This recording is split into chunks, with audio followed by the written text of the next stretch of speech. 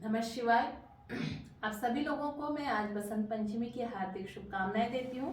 बहुत लंबे समय के बाद मैं आप लोगों के सामने वीडियो लेकर आ रही हूँ और आज जो वीडियो है हमारे, अब हम इसमें ज्योतिष सीखने की प्रॉपर कक्षाएं चला रहे हैं। ये कक्षाएं हमारी ऑफलाइन भी है और ऑनलाइन भी है। ऑनलाइन अगर आपने हमारी क्लासेस लेनी है तो इसके लिए हमारे पास हमारी वेबसाइट astropulse.co.in पर भी आप ज्वाइन कर सकते हैं। वहाँ पर आप पता कर सकते हैं। हम लोग आप लोगों के लिए इसके बाद आप जो हमारी 12 क्लास है वो बेसिक कोर्स है जो मैं आप लोगों को यहीं पर सिखाऊंगी। इसके बाद आप हमारा एडवांस कोर्स हमारे वेबसाइट पर जाकर पता कर सकते हैं।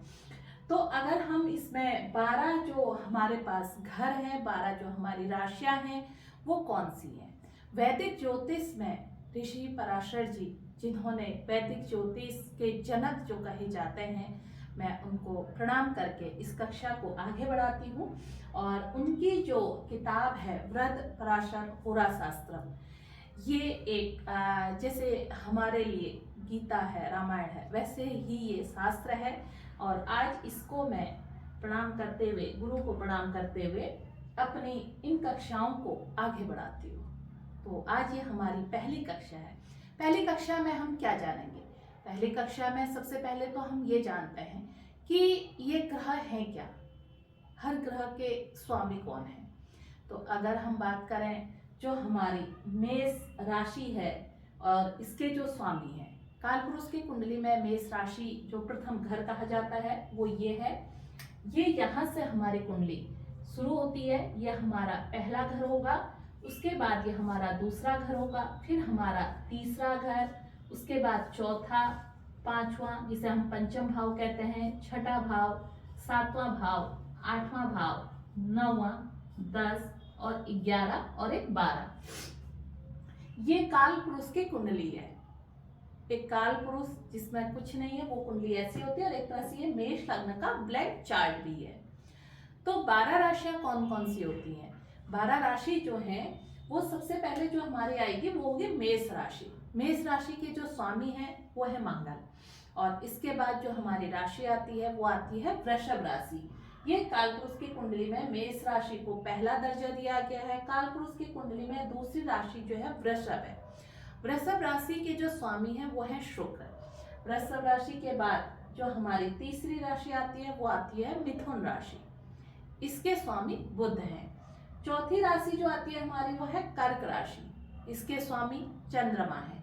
पांचवी राशि हमारी जो आती है वो सिंह राशि है, इसके स्वामी सूर्य है। छठी राशि हमारी बुध की राशि है कन्या राशि, इसके स्वामी बुध हैं। सातवीं राशि हमारी जो है तुला राशि, जिसके स्वामी शुक्र हैं। आठवीं राशि हमारी वृश्चिक राशि है, जिसके स्वामी मंगल हैं। और नवी राशि हमारी धनु राशि है, जिसके स्वामी गुरु है।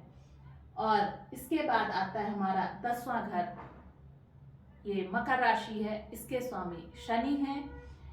हमारा एकादश भाव, 11वां भाव, इसके स्वामी शनि है।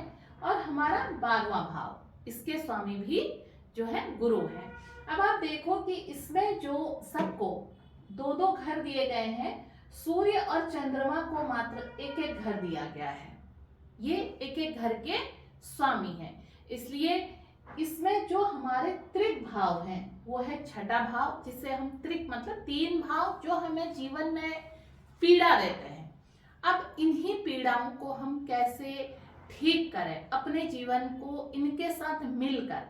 ये हमें जो डराया जाता है कि सारे ग्रह इसमें इसमें और यहाँ चले गए तो जीवन कहते हैं कि कष्टमय हो जाता है। ऐसा तब होता है जब हम उसके विपरीत कार्य करते हैं। अगर देखा जाए हमारे अगर ज्यादातर ग्रह इस राशि और इस राशि में बैठे हुए हैं तो हमें समझना चाहिए ये हमसे हमारी परीक्षा लेंगे, हमसे हमें संघर्ष करवाएंगे। तो अगर हम पूरी मेहनत करते हैं तो हमें बहुत अच्छा रिजल्ट इसका प्राप्त होता है। इसलिए इन्हें त्रिक भाव कहा जाता है। काल पुरुष की कुंडली में ये जो त्रिक भाव है वो है छठा, 8वां, 12वां, यानी कि बुध, मंगल और गुरु, ये आपस में हमारे त्रिक भाव हैं। अब हम इसमें बात करते हैं कि ये भाव हमें बताते क्या क्या हैं। ये मैं एक एक करके आपको, ये मैं 12 कक्षाएं शुरू करूंगी, जो 12 कक्षाएं हमारे 12 दिन की होंगी। तो हम कैसे इसमें लेते हैं, सबसे पहले जैसे मैंने कहा कि ये हम है, जो पहला घर है ये सिर्फ हम है, यहाँ पर वो हम है। अब हम और हमारा व्यक्तित्व इससे जुड़ गया है। अब हमें दिख रहा है यहाँ से सेकंड हाउस, जहां पर 2 नंबर लिखा है। ये अगर हम आ गए तो ये हमारा धन, हमारा कुटुंब, हमारा परिवार, हमारी वाणी, हम क्या बोलते हैं। अब इस यहाँ पर अगर कोई पाप ग्रह बैठ गए, खास तौर पर राहु जैसे ग्रह यहाँ पर बैठ गए, तो ये हमें कुटुंब से दूर कर देते हैं, हमें हमारी वाणी में दोष दे देते हैं। ऐसे लोग नशे की तरफ चले जाते हैं, किसी से भी गाली गलौज करना, कहते हैं ना कलेश करना, ये उनकी आदत बन जाती है जब यहाँ पर पाप ग्रह है। अब जब हमें पता है कि ये पाप ग्रह यहाँ पर ऐसा करेगा, यही हमें ज्योतिष सिखाता है। ज्योतिष में हमें यही कुछ सीखने को मिलता है। अगर पाप ग्रह है तो हम अपनी वाणी को ठीक रखेंगे तो राहु हमारे साथ ठीक करेगा, और हमें राहु अपना जैसा करवाएगा तो इसका मतलब वो हमें होल्ड कर रहा है, हम उसका जैसा कर रहे हैं। लेकिन हम अपना जैसा, जैसे हम हैं, किसकी राशि में राहु बैठे हैं, वो जिसकी राशि में बैठे होंगे वैसा ही रूप ग्रहण कर लेंगे। इसलिए ये देखना भी बहुत जरूरी होता है। इसके बाद अगर हम आ जाए तीसरा भाव, तीसरा भाव हमारा पराक्रम, हमारे हाथ, ये हमारे हाथों को दर्शाता है। उसके बाद ये जो चौथा भाव है ये हमारा सुख का भाव है, ये हमारा घर है, और यहाँ से जनता को भी देखा जाता है, इसे सिंहासन का घर भी कहा जाता है। अक्सर जो राजनीति में आना चाहते हैं वो अपने इस घर को, इस चौथे घर को अवश्य देख लें कि ये घर उनका कैसा है। ये घर हमें राजनीति में भी ऊंचा दर्जा दिलाता है। फिर ये घर है जो 5वां, जहां पर 5 नंबर लिखा है, ये क्या है, ये घर है हमारा संतान का, ये घर हमारा शिक्षा का, यहाँ से हम शिक्षा को देखते हैं। और ये तीसरे घर से, जहाँ पर 3 लिखा है ना, यहाँ से हम छोटे भाई बहनों को भी देखते हैं। और चौथा घर जो सुख का है, ये माँ का घर है, यहाँ से हम माँ का घर भी यहीं से देखते हैं। 5वें घर से हम जब शिक्षा देखते हैं, अपनी शिक्षा, ये हमारा पूर्व पुण्य का घर भी है। हमारे पूर्व जन्म में हमने कितने पुण्य किए हैं, ये उन चीजों का भी है। और ये हमारा प्रेम का घर भी है, यहाँ से प्रेम भी देखा जाता है, यहाँ से संतान देखी जाती है। और यहाँ से आप अपना जो हमारा संतान कितनी होंगी, पुनर्जन्म में हमारा, पुनर्जन्म में हम क्या थे, ये सब यहाँ से देखा जाता है।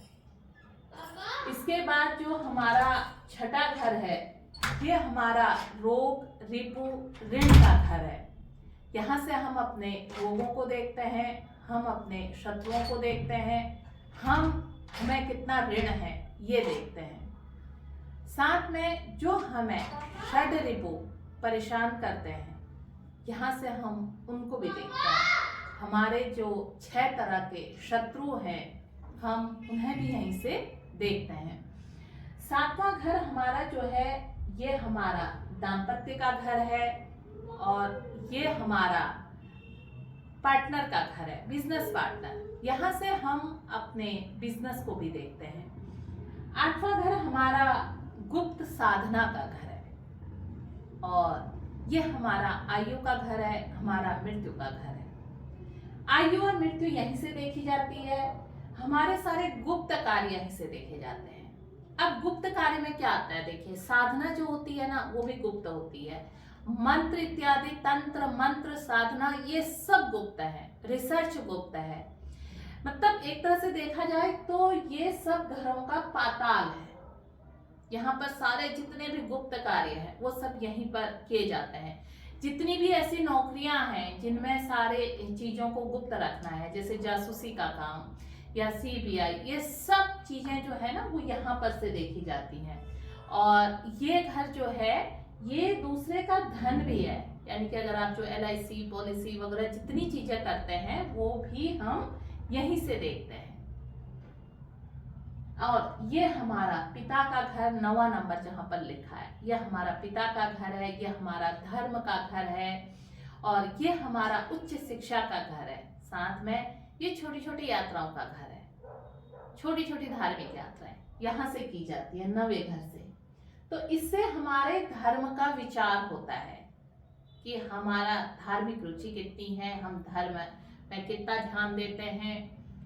और इसके बाद आगे चलते हैं तो हमारा 10वां घर आ जाता है, जिसे हम कर्म का घर कहते हैं। यहाँ से हमारे कर्म देखे जाते हैं, हम कैसे कर्म करते हैं, और इसके बाद इन कर्मों का हमें जीवन में कितना लाभ होगा, ये हमारा लाभ का घर है।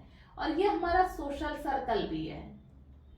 अगर हम अपने सामाजिक मित्र देखें, सामाजिक लोग देखें, तो वो हमारा एकादश भाव है, यानी कि लाभ। और 12वां भाव जो है वो हमारा मोक्ष का भाव है, ये चैरिटी का भाव है, ये विदेश का भाव है। इनसे हम सब चीजें देखते हैं, ये व्यय का भाव है। तो अब हमारा ये संज्ञा सुख का भी भाव है, यानी कि हमें नींद कैसे आती है वो हमारा 12वां भाव बता देगा। तो ये जो दूसरा भाव मैंने बताया ये लाभ है, तो ये इसका संचित धन भी है। हमने जीवन में अपने धन को कितना संचित किया है, ये भी हम इससे देखते हैं।